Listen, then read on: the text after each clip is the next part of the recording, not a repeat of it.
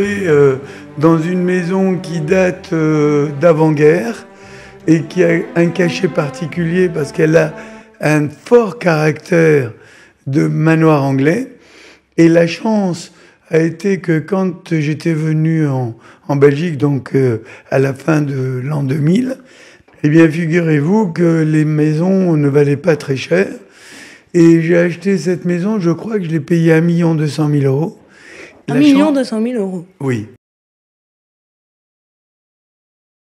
Alors mon nom est Jacques Bérébi.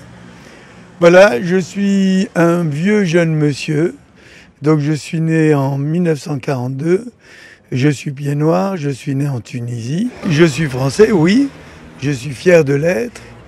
Sous l'égide du président Chirac, on m'a remis la Légion d'honneur. Donc j'ai la France dans la moindre de mes fibres. Je suis venu pour des problèmes fiscaux et dont nous allons parler tranquillement tout à l'heure dans mon bureau, si vous voulez bien. Vous êtes cofondateur du groupe qui est devenu Téléperformance, oui. Un leader mondial sur les plateformes d'appel, des centres d'appel. Des centres de contact.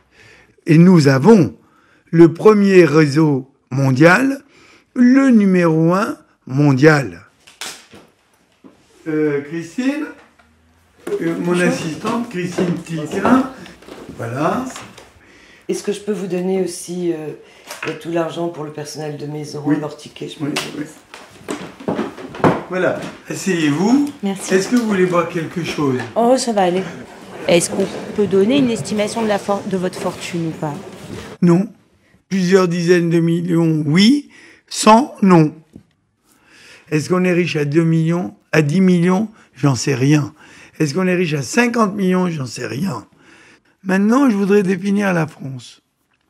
Ça n'est pas la gauche qui a commis l'erreur, c'est la droite qui a déplafonné l'ISF. Vous pouvez faire 1 an, vous pouvez faire 2 ans, vous pouvez faire 3 ans, et puis un jour, vous dites ras-le-bol. Et oui, c'est vrai, j'ai créé en Tunisie une boîte, et c'est vrai que c'est grâce à Ben Ali. S'il y a des gens qui veulent aller en Tunisie, aux Philippines ou ailleurs, c'est parce qu'ils ne peuvent pas payer, ou ils ne veulent pas payer le prix de la France, ou le prix de l'Italie, ou le prix de l'Espagne. Oui, j'aime la Belgique. Et j'aime la Belgique pour 3 raisons. La première, c'est parce que j'y ai rencontré mon épouse. La deuxième, j'ai découvert en Belgique des Belges qui ont des qualités extraordinaires. C'est les hommes les plus aimables, les plus courtois.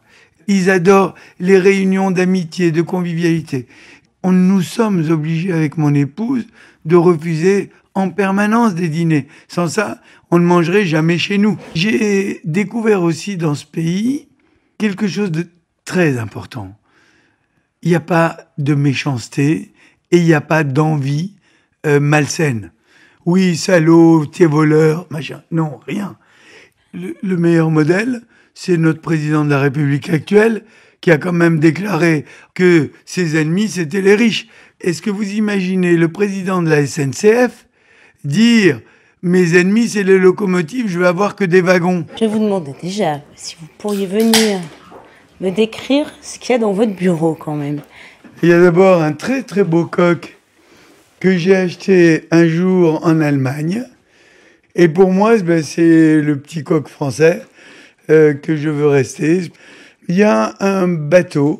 Le nom de ce bateau, c'est la gloire. Voilà. Et donc, c'est un peu une symbolique de la recherche de la réussite. Puis c'était un clin d'œil vis-à-vis de moi-même.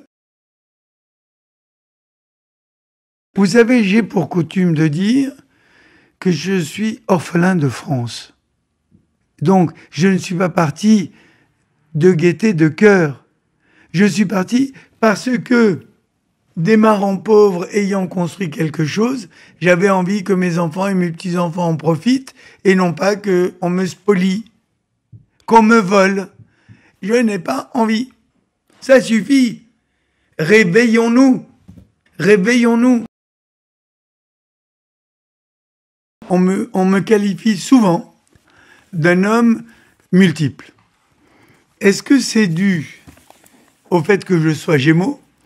Donc je suis un homme fort, je crois, mais souple en même temps. Les règles de la communauté européenne, c'est libre circulation des biens, des capitaux et des hommes. Alors, avant d'aller chercher les Ukrainiens pour les rentrer dans l'Europe, consolidant l'Europe qu'on a mis en place pour en faire une Europe solide.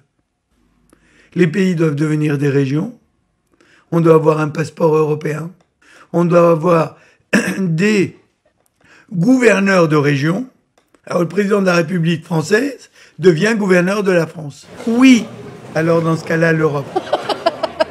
Et donc, il faudra plutôt attacher les Européens avec une politique fiscale de raison. On s'aligne tous fiscalement et il n'y a plus de concurrence. Est-ce que vous pensez que l'Europe pourrait dire c'est le modèle belge qui est le meilleur ou c'est le modèle irlandais qui est le meilleur et pourrait l'imposer à la France? Vous croyez que les Français vont accepter? Ils vont dire on est chez nous, nous on est nos fonctionnaires. Si vous nous ramenez les impôts sur les intérêts à 25%, comment on va faire pour payer nos fonctionnaires? Comment on va combler notre territoire? C'est inextricable. C'est fini, terminé.